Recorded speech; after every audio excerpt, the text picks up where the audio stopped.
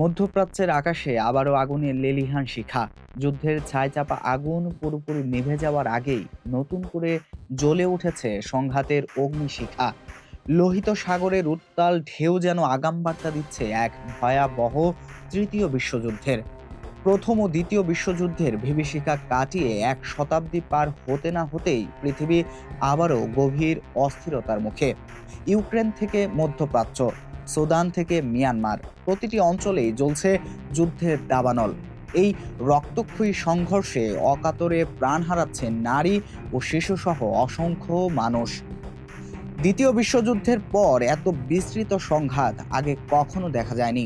এমন প্রেক্ষাপটে আজ বড় প্রশ্ন, পৃথিবী কি তবে তৃতীয় বিশ্বযুদ্ধের দ্বার প্রান্তে, নাকি অজান্তেই সেই যুদ্ধ শুরু হয়ে গেছে? যুদ্ধ মানব সভ্যতার ইতিহাসে এক চরম অভিশাপ। এই অস্থিরতার সবচেয়ে দৃশ্যমান ক্ষেত্র পূর্ব ইউরোপের দেশ ইউক্রেনে, যেখানে রাশিয়ার সঙ্গে যুদ্ধ আজ 5 বছর ধরে চলমান। ফেব্রুয়ারি মাসের শেষ দিকে ইউক্রেনের জ্বালানি অবকাঠামো লক্ষ্য করে শতাধিক ড্রোন আর ক্ষেপণাস্ত্র হামলা চালায় রাশিয়া। এর জবাবে ইউক্রেন দক্ষিণাঞ্চলের কিছু এলাকা পুনরুদ্ধার করলেও যুদ্ধের তীব্রতা কমেনি। ইউরোপের বাইরে মধ্যপ্রাচ্যের পরিস্থিতি আরও জটিল মোড় নিয়েছে। ফেব্রুয়ারির শেষ দিনে ইসরায়েল ও যুক্তরাষ্ট্র ইরানে বড় ধরনের সামরিক অভিযান শুরু করে। এর জবাবে ইরানও পাল্টা হামলা চালায়। বাহরাইন ও সংযুক্ত আরব আমিরাত সহ একাধিক মার্কিন ঘাঁটি লক্ষ্য করে ক্ষেপণাস্ত্র নিক্ষেপের পর পুরো অঞ্চলের আকাশপথ বন্ধ হয়ে যায়। একই সময়ে গাজা ও লেবাননেও ইসরায়েলি হামলা অব্যাহত রয়েছে। এই সংঘাতের ভয়াবহতা বাড়িয়ে দিয়েছে ইরানের সাম্প্রতিক এক সতর্কবার্তা। গতকাল ইরানি জেনারেল জাব্বারি কড়া হুঁশিয়ারি দিয়ে জানিয়েছেন, আক্রান্ত হলে তেহরান তাদের কাছে থাকা অত্যন্ত শক্তিশালী ও গোপন অস্ত্র ব্যবহার করতে দ্বিধা করবে না। আর এই হুঙ্কার পুরো অঞ্চলের নিরাপত্তা সমীকরণকে আরও বিপজ্জনক করে তুলেছে। একই সঙ্গে আফ্রিকা ও দক্ষিণ পূর্ব এশিয়াতেও তীব্র সংঘাত বিরাজমান। সুদানের গৃহযুদ্ধ 3 বছর অতিক্রম করে বিশ্বের অন্যতম বড় মানবিক সংকটে পরিণত হয়েছে।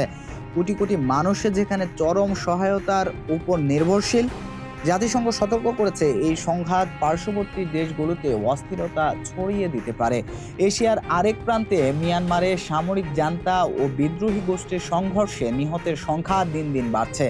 দেশটির রাজনৈতিক অচলাবস্থা ও নিরাপত্তা সংকট পুরো অঞ্চলকে প্রভাবিত করেছে। একই সঙ্গে চীনের সঙ্গে তাইওয়ান, উত্তর কোরিয়ার সঙ্গে দক্ষিণ কোরিয়া এবং ভারতের বিপরীতে পাকিস্তানের মধ্যকার উত্তেজনা বৈশ্বিক উদ্বেগ বাড়াচ্ছে। ইউক্রেনের প্রেসিডেন্ট ভলোদিমির জেলেনস্কি মনে করছেন, রুশ আগ্রাসনের মধ্য দিয়ে তৃতীয় বিশ্বযুদ্ধ কার্যকর শুরু হয়েছে। সম্প্রতি আফগানিস্তানের কাবুল সহ বেশ কিছু শহরে বিমান হামলা চালিয়েছে পাকিস্তান। হামলায় 270 জন তালেবান যোদ্ধা নিহত হয়েছে বলে দাবি করেছে পাকিস্তান সেনাবাহিনী। জবাবে আফগানিস্তানও পাকিস্তানে পাল্টা হামলা চালিয়েছে, যাতে 12 জন পাকিস্তানি সেনা নিহত হওয়ার খবর পাওয়া গেছে। অন্যদিকে ভারতের সাথে চীনের সীমান্ত বিরোধ প্রায় 60 বছরের পুরনো। 1962 সালে 23 অক্টোবর হিমালয় অঞ্চলে চীনা সেনাদের অনুপ্রবেশের মাধ্যমে যে সংঘাত শুরু হয়েছিল তার রেশ আজও কাটেনি। বর্তমানে সশস্ত্র যুদ্ধ না থাকলেও দুই দেশের মধ্যে এক ধরনের ঠান্ডা লড়াই অব্যাহত রয়েছে। ভারতের অরুণাচল প্রদেশকে দক্ষিণ তিব্বত হিসাবে দাবি করে নাম পরিবর্তনের চেষ্টা চীন দীর্ঘ সময় ধরেই করে আসছে।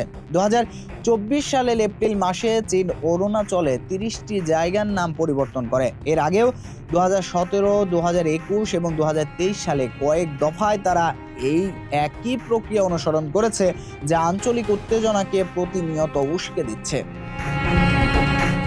তবে গত রাতে মধ্যপ্রাচ্যের ইতিহাসে এক যুগান্তকারী ও রক্তক্ষয়ী অধ্যায়ের সূচনা হলো। যুক্তরাষ্ট্র ও ইসরায়েলের যৌথ হামলায় ইরানের সর্বোচ্চ নেতা আয়াতুল্লাহ আলী খামেনি নিহত হয়েছেন। দেশটির রাষ্ট্রীয় গণমাধ্যমে তথ্য নিশ্চিত করেছে। অভিযানের প্রথম আঘাতেই মেয়ে, জামাতা ও নাতনি সহ খামেনি নিহত হন। গত 3 যুগ ধরে বিশ্ব শক্তির তোয়াক্কা না করে ইরান শাসন করা খামেনি দেশটিকে মধ্যপ্রাচ্যের অন্যতম পরাশক্তিতে পরিণত করেছিলেন। ইসরায়েল ও যুক্তরাষ্ট্রের রক্তচক্ষু এবং অভ্যন্তরীণ গণবিক্ষোভ মোকাবেলা করেও তিনি দীর্ঘমেয়াদী শাসক হিসাবে টিকেছিলেন।